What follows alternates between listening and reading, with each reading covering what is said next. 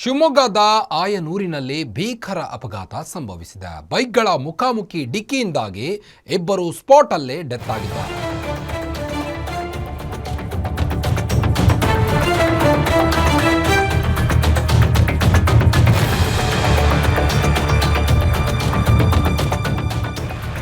ಒಂದು ಕಡೆ ಹಾವೇರಿ ಲೋಕಾಯುಕ್ತ ಇನ್ಸ್ಪೆಕ್ಟರ್ ಆಗಿದ್ದಂಥ ಸಾಲಿಮಠ್ ಅವರು ದುರ್ಮರಣಗೊಂಡಿದ್ದು, ಮತ್ತೊಂದು ಕಡೆ ಶಿವಮೊಗ್ಗದಲ್ಲಿ ಭೀಕರ ಆಕ್ಸಿಡೆಂಟ್ನಿಂದಾಗಿ ಸ್ಥಳದಲ್ಲೇ ಇಬ್ಬರು ಸ್ಪಾಟ್ ಡೆತ್ ಆಗಿದ್ದಾರೆ.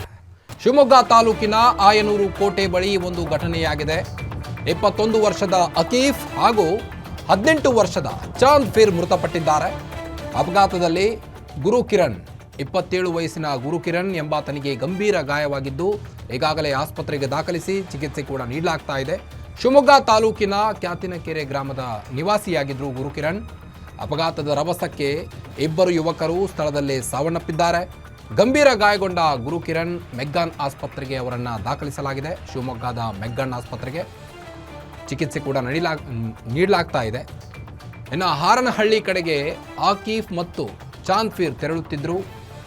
ಚಾಮೇನಹಳ್ಳಿಯಿಂದ ಆಯನೂರು ಕಡೆಗೆ ಗುರುಕಿರಣ್ ಬರ್ತಾ ಇದ್ರು. ಈ ಸಂದರ್ಭದಲ್ಲಿ ಒಂದು ಭೀಕರ ಆಕ್ಸಿಡೆಂಟ್ ಆಗಿದೆ. ಕುಂಸಿ ಪೊಲೀಸ್ ಠಾಣಾ ವ್ಯಾಪ್ತಿಯಲ್ಲಿ ನಡೆದಂಥ ಘಟನೆ ಇದು. ನೀವು ದೃಶ್ಯದಲ್ಲಿ ಗಮನಿಸಬಹುದು. ಸ್ಪಾಟಲ್ಲೇ ಇಬ್ಬರು ಡೆತ್ ಆಗಿರುವುದನ್ನು.